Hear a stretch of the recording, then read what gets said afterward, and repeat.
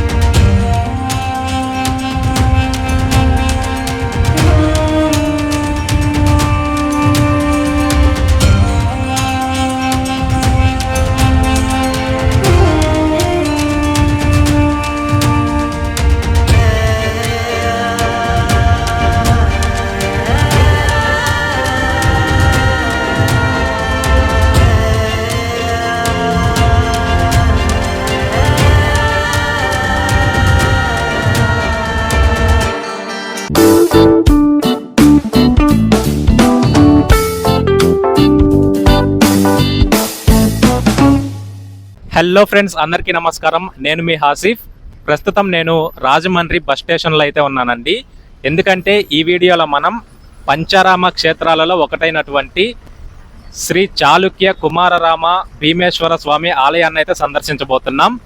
ఈ ఆలయం ఎక్కడ ఉంది, ఎలా వెళ్ళాలి, అలానే ఈ ఆలయం యొక్క స్థల పురాణం, చరిత్ర ఇవన్నీ ఒక్కొక్కటిగా వీడియోలోకి వెళ్ళాక తెలుసుకుందాం. ఫ్రెండ్స్, ముందుగా ఆలయాన్ని చూసే ముందు ఈ ఆలయం ఎక్కడ ఉంది, ఎలా వెళ్ళాలో తెలుసుకుందాం. పంచారామాలలో ఒకటైన ఈ కుమారరామం సామర్లకోటలో ఉంది. సామర్లకోట రాజమండ్రి నుంచి 48 కిలోమీటర్లు మరియు కాకినాడ నుంచి 15 కిలోమీటర్ల దూరంలో ఉంటుంది.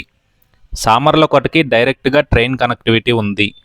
ఒకవేళ మీ ఏరియా నుంచి సామర్లకోటకి డైరెక్ట్గా ట్రైన్స్ లేకపోతే ముందుగా రాజమండ్రి లేదా కాకినాడ చేరుకోండి. అక్కడి నుంచి ట్రైన్ లేదా బస్సులో సామర్లకోట చేరుకోవచ్చు. సామర్లకోట రైల్వే స్టేషన్ నుంచి ఆలయం వాకబుల్ డిస్టెన్స్లోనే ఉంటుంది. 10 నిమిషాల్లో చేరుకోవచ్చు. రాజమండ్రి నుంచి సామర్లకోటకి బస్సులో వెళ్ళాలి అనుకున్న వారికి సామర్లకోట వెళ్ళే బస్సు అందుబాటులో లేకపోతే రాజమండ్రి నుంచి కాకినాడ వెళ్ళే నాన్ స్టాప్ బస్సు ఎక్కండి. సామర్లకోటలో ఆపుతారు. కాకపోతే ఈ బస్సులో సామర్లకోటకి టికెట్స్ ఇవ్వరు. ఈ టికెట్స్ని మనం సపరేట్గా బస్టాండ్లోనే ఏర్పాటు చేసినటువంటి రిక్వెస్ట్ స్టాప్లో తీసుకోవాల్సి ఉంటుంది. ఇప్పుడు మీకు స్క్రీన్ పైన ఒక కౌంటర్ కనిపిస్తుంది కదా, కాకినాడ నాన్ స్టాప్ అని. ఈ కౌంటర్లోనే సామర్లకోట రిక్వెస్ట్ స్టాప్కి సంబంధించిన టికెట్స్ ఇస్తారు. ఇక్కడ టికెట్ తీసుకొని రాజమండ్రి నుంచి కాకినాడ వెళ్ళే బస్సు ఎక్కితే సామర్లకోటలో దించుతారు. ఒక్కరికి టికెట్ కాస్ట్ 90 రూపాయలు.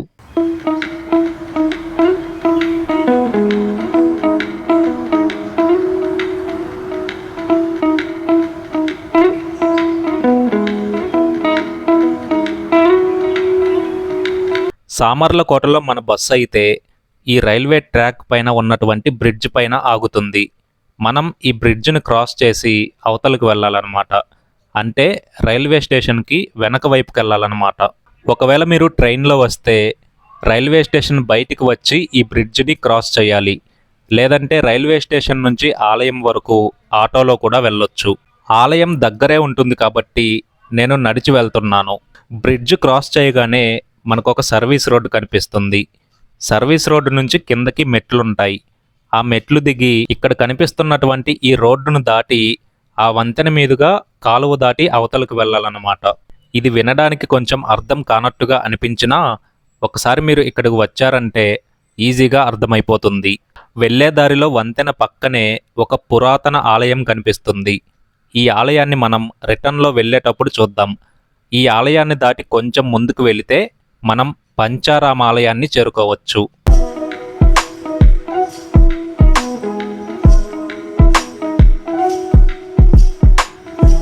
ఫ్రెండ్స్, ప్రస్తుతం టైం అయితే ఆల్మోస్ట్ ఈవినింగ్ 4 గంటలు అవుతుంది. ఇప్పుడే నేను ఆలయం దగ్గరకు అయితే చేరుకున్నాను. ఒకసారి ఆలయం చూడండి. ఇది వచ్చేసి 9వ శతాబ్దానికి చెందినటువంటి ఆలయం అన్నమాట. సో లోపలికి వెళ్ళి దర్శనం చేసుకొని ఆలయ పరిసర ప్రాంతాలను చూస్తూ ఈ ఆలయం యొక్క స్థల పురాణం తెలుసుకుందాం రండి.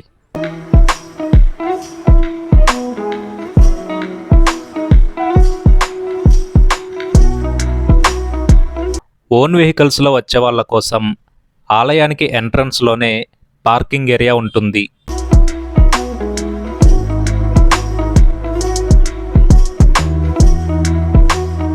ఈ పార్కింగ్ ఏరియాలోనే టెంపుల్కి లెఫ్ట్ సైడ్లో టాయిలెట్స్ కూడా ఉన్నాయి, గుర్తుంచుకోండి.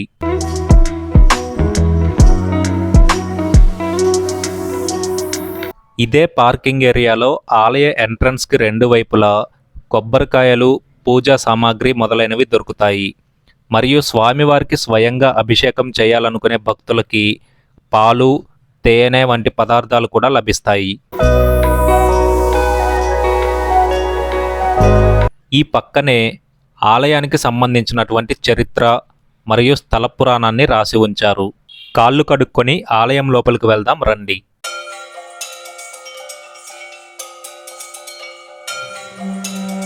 ఇదే ఆలయం యొక్క తూర్పు ముఖభాగము. ద్రాక్షారామం లాగే ఈ ఆలయం కూడా 2 అంతస్తులుగా ఉంటుంది. దర్శనానికి పై అంతస్తు నుంచి వెళ్ళాలి. వెళ్దాం రండి.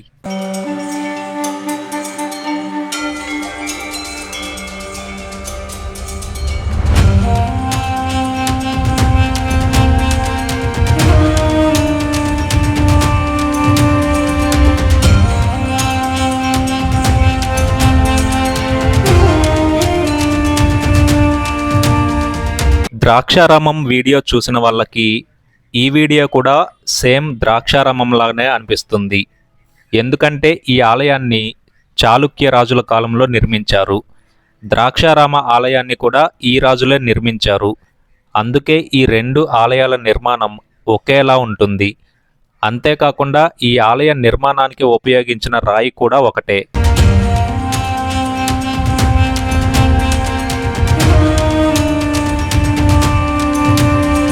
చరిత్ర ప్రకారం ఈ ఆలయం యొక్క నిర్మాణం 892వ సంవత్సరంలో మొదలయ్యి 922వ సంవత్సరం వరకు జరిగింది. 4 రాజగోపురాలతో నిర్మించబడ్డ ఈ ఆలయం విశాలమైన ప్రాంగణంతో, కోనేటి జలాలతో విరాజిల్లుతోంది.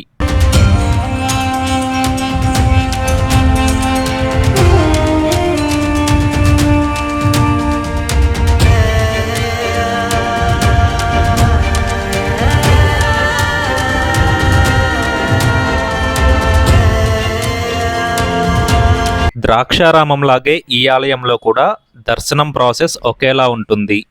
ఇప్పుడు మనం వెళ్తున్నటువంటి ఈ మండపం నుంచి గర్భాలయాన్ని కలుపుతూ ఒక బ్రిడ్జ్ లాంటి నిర్మాణం ఉంటుంది.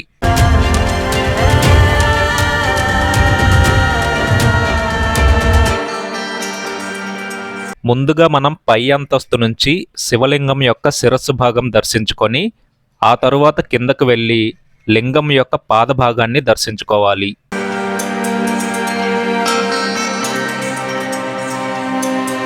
ఈ ఆలయంలోని శివలింగం పొడవు 14 అడుగుల ఎత్తుండడమే కాకుండా ఈ శివలింగం ఎత్తు పెరుగుతూ ఉండడంతో శిల్పులు శివలింగంపై ఒక మేకు కొట్టారనే కథ స్థానికంగా వినిపిస్తూ ఉంటుంది. గర్భాలయంలోని స్వామివారిని దర్శించుకోండి. శిరస్సు భాగం దర్శించుకున్న తరువాత కిందకు దిగి పాద భాగాన్ని దర్శించుకోవాలి. ఇక్కడ శివలింగానికి జరిగే అభిషేకాలన్నీ కూడా పై అంతస్తులోనే జరుగుతాయి.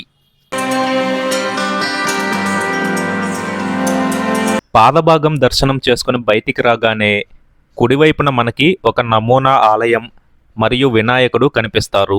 ప్రస్తుతం ఉన్నటువంటి టెక్నాలజీతో ఏదైనా ఒక నిర్మాణం చేపట్టే ముందు గ్రాఫిక్స్ ద్వారా ఆ నిర్మాణం ఎలా ఉంటుందో చూపిస్తారు కదా.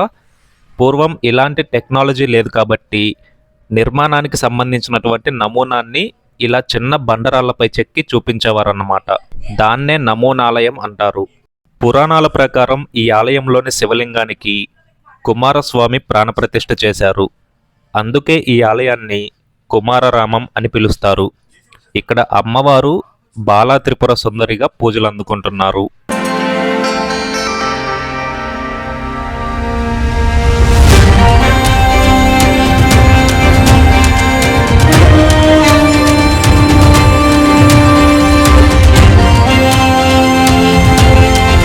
తరువాత గర్భాలయ ప్రాంగణంలోనే ఉన్నటువంటి శ్రీ చండీశ్వర స్వామి వారిని దర్శించుకోండి.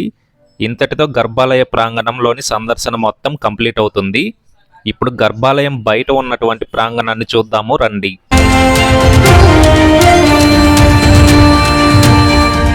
దర్శనం అనంతరం బయటికి రాగానే నందీశ్వరుడు మరియు ఆలయానికి ఎదురుగా ధ్వజస్తంభం కనిపిస్తాయి.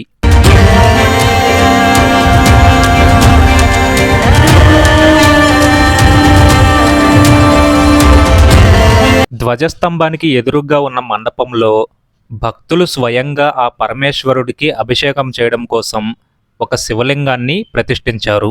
అక్కడే ఉండే చిన్న చిన్న బిందెలతో పక్కనే ఉండేటటువంటి కోనేరులోని నీళ్లు తీసుకువెళ్ళి ఆ పరమేశ్వరుడికి ఎన్నిసార్లైనా అభిషేకం చేయొచ్చు. ఇదే ఆలయానికి తూర్పు ముఖంగా ఉన్నటువంటి కోనేరు.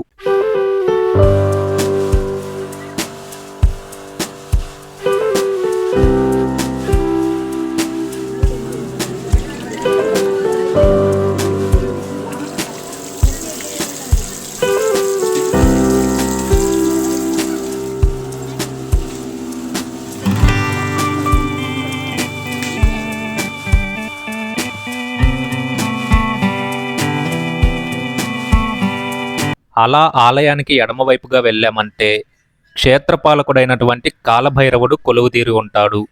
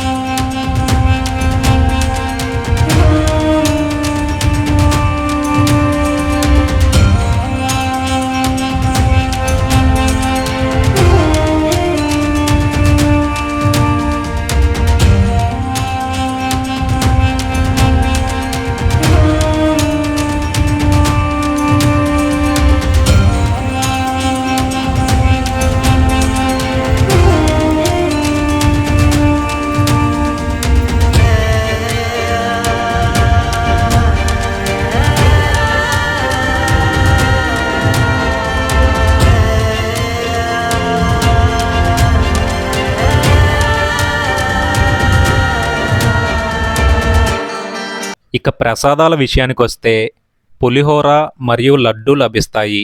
వీటి కాస్ట్ మీరు స్క్రీన్ పైన చూడవచ్చు. అలానే ఆలయం బయట ప్రాంగణంలో పార్కింగ్ ఏరియా పక్కనే ఉచిత అన్నదాన కార్యక్రమం కూడా జరుగుతుంది.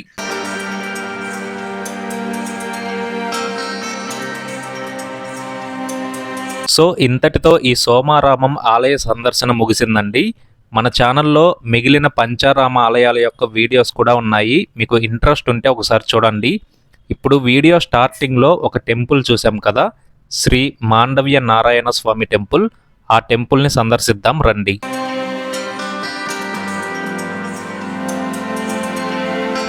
ఫ్రెండ్స్, ఇప్పుడు మీరు చూస్తున్నటువంటి ఈ ఆలయం గురించి బహుశా చాలా మందికి తెలియకపోవచ్చు.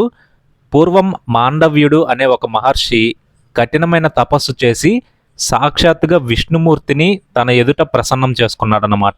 విష్ణుమూర్తి ద్వారా పొందినటువంటి వరప్రసాదాన్ని మాండవ్య మహర్షి తాను తపస్సు చేసినటువంటి భూమిలో ప్రతిష్ఠించారు. ఈ విషయాన్ని తెలుసుకున్నటువంటి ఆ ప్రాంతాన్ని పాలించే రాజు విజయాదిత్యుడు 650 నుంచి 655వ సంవత్సరం వరకు ఈ ఆలయాన్ని నిర్మించారు. ఆ తరువాత ఈ ఆలయం దక్షిణ బదరిగా ప్రాశస్త్యం పొందింది. ఈ ఆలయానికి సంబంధించినటువంటి స్థల పురాణం, చరిత్ర, మిగతా వివరాలన్నీ మీకు స్క్రీన్ పైన ఇస్తాను చూడండి.